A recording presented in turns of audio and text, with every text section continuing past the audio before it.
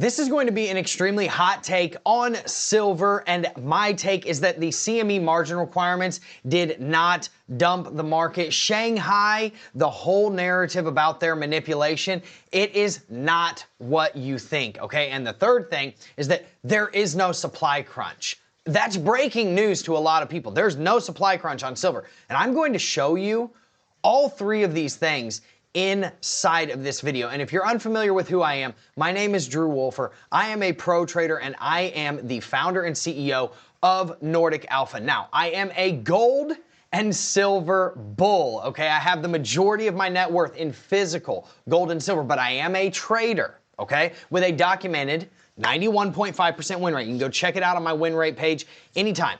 We have been talking about silver pulling back since we had hit about $65 over the past 2 weeks. You can go and check it out on my channel. I've been talking about it in NORDIC Alpha for weeks, and you're probably like, ha ha ha ha, this guy's short in silver, he's gonna get wrecked. Funny thing is that we've actually, our last 5 trades on silver have all been like day trade long positions. I'm not telling people to go out and short silver to $5, right? I'm just saying there's gonna be a pullback, and you should be happy about that if you are a silver investor. So let's get into the very first thing, right? And that is the CME margin, okay? And I've got all these, I have some notes on my desktop, that way I can be cognizant of everybody's time. So just, you know, bear with me while I do this, and get your coffee. Excuse me. So, silver dumped out 2 times this past week. It was on Sunday, and I believe it was on either Monday or Tuesday, right? The reason was because CME raised margin requirements on silver. Now, is this 2011 all over again? In my opinion, I do not think that this is going to be, you know, 2011 all over again, and I'll actually show you what 2011 looked like just really quick.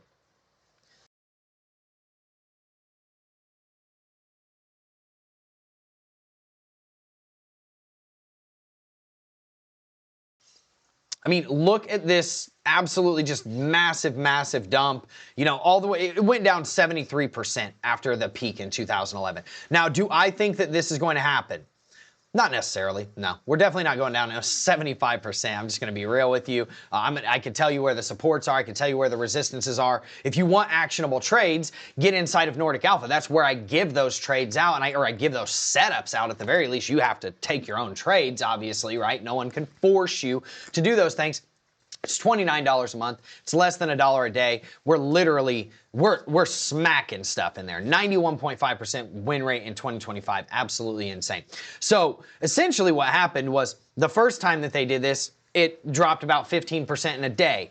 I literally called the top on this, by the way, and you can actually go and check that out on my channel where I called the top right before this happened. It was last Friday. Okay. Second, they basically are mirroring what happened in 2011, okay? In 2011, they raised margins 5 times, okay?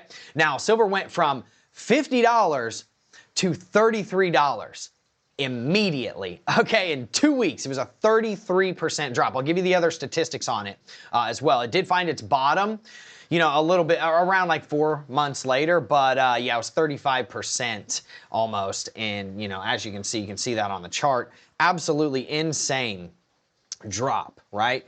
In these little 2-week period right here, from here to here, dropped 35%. Now, the one thing I want people to understand, if it drops 35%, this time we're hitting 57 to 54 bucks. That's just what it is, okay? So, you know, you can feel however you want to about that, but that's just what it is, okay? Now, what are the other statistics on this? Well, whenever back in 2011 this happened, we actually dropped 35% in those first 2 weeks. Then we dropped 47% by September, and then we dropped over 75% before we finally found our bottom. And really the bottom was at 11 bucks. So it dropped almost 90%. It was crazy, right? It was like 80, 85%. But then we found our bottom and boom. Now they raised margin requirements 5 different times, 12%, 15%, 16%, 18%, 9%. So they raised margin requirements on silver futures by 84%. In 2 weeks. Is this starting to sound a little bit familiar, right? And the relative or the resulting price action after that was silver just getting absolutely demolished. And it started slow. It did start slow. 10% down day, 15% down day, 10% down day, right? And then it just kind of trickled across the next few months. Now, does that mean that silver, in my opinion, right, is going to go down over the next few months by 75%? No. But this has happened before. We do have precedent. And what margin hikes directly do is they increase the amount of money that you have to have in your account, because these futures contracts are usually leveraged, right? And so it's forcing you to have more capital in your account. And if you can't put more capital in your account, guess what happens? You get forced liquidation. So retail and leveraged longs then get liquidated, okay? Because they can't put more money in their account. And then guess what happens? Big banks get liquidated and larger, players get liquidated. And then everybody freaks out and they're like, oh my God, silver's over. And then you just see cascading, stop losses getting hit, liquidations getting hit, people just running for the hills, because that's what retail participants do. So if this is not the only time that this is going to happen, right? And CME is not doing this to tank the market. They're not doing this to not let Shanghai, they're not fighting, is my point. What CME is doing is it's realizing that a bunch of wet behind the ears idiots are coming into the market because it's hot right now, and they're trading and doing things that they have absolutely no idea what they're doing. So CME is the one that's giving out that margin, right?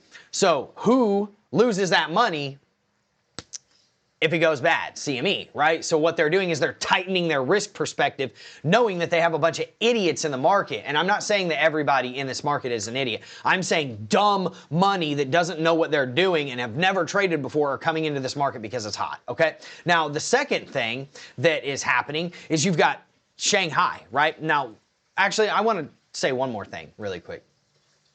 If you're institutions and you have $100 billion, $500 billion, $1 trillion worth of silver that you need to move, are you going to be able to move that in a day, in 1 day, or even 2 days or 3 days? No, you're going to have to move that over months, okay? So what are they doing? They're saying, they're pushing that same narrative that everybody's watching. CME, it's a conspiracy. It's a conspiracy. Shanghai has it priced over $100. It should be $100. And, London and, the COMEX, it has to catch up. No, it does not. It does not have to catch up. There's no requirement that says that it has to catch up. Okay, London and COMEX are pricing it relative to the market, right?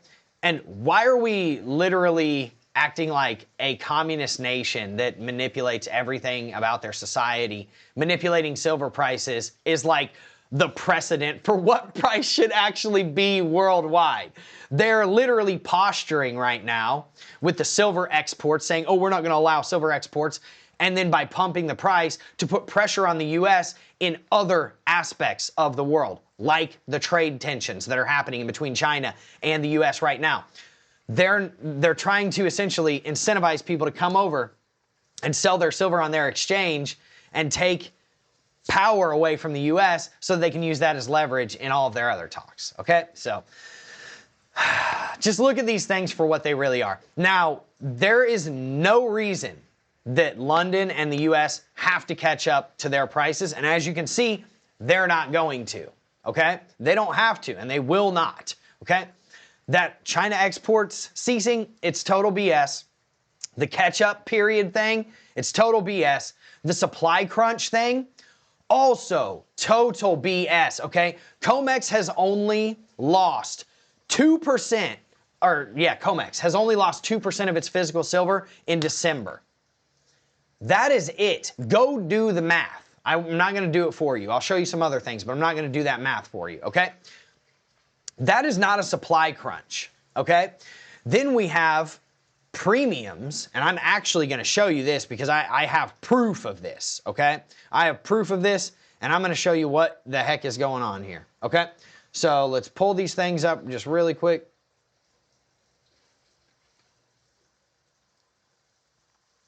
Okay, so if there is a silver shortage, right?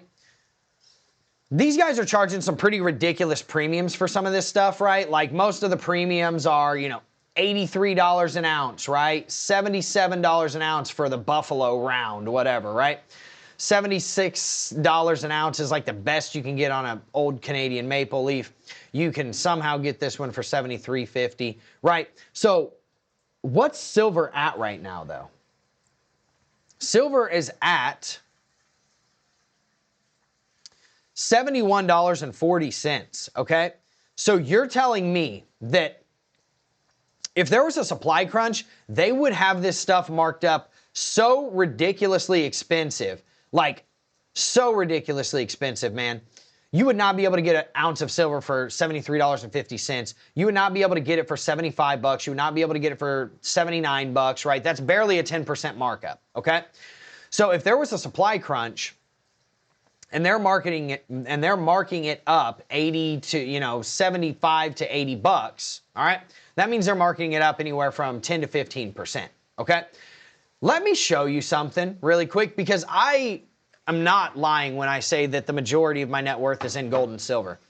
Let me show you an invoice of when I bought gold and silver in 2022.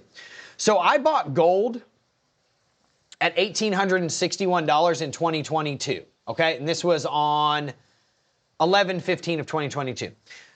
It was $1,775 spot. That means that it was a markup of 4.85%, okay? Now, what are they marking gold up right now?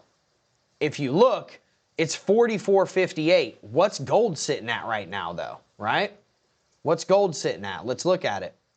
$4,327, okay? So they're marking it up 2.5%. 2.5%. They marked it up 2x that whenever it was at $1,800, right? That's crazy. That does not sound like a supply crunch to me on gold. But you're probably like, dude, we're not talking about gold. We're talking about silver. You're absolutely right. So let's talk about silver. Silver, when I bought my kilos, the $22 spot price, I was charged $25.42, and this was a 15.5% increase, right? That's fine. No big deal. That's, basically whatever. I mean, it still sucks, but it is what it is.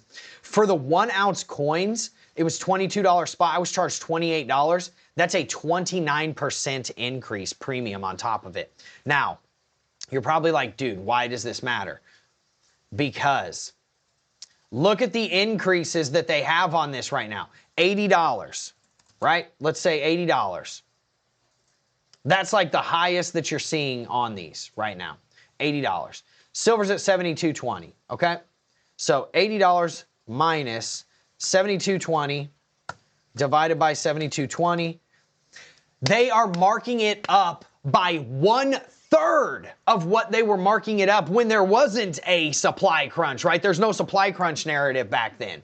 So you're telling me, or they're telling you, essentially, that there is a supply crunch when there isn't, okay? And the last thing that I want you to understand, because they wouldn't mark this up 10%, they'd mark it up 30% like they used to, okay? And that was in 2022, before silver was cool, right?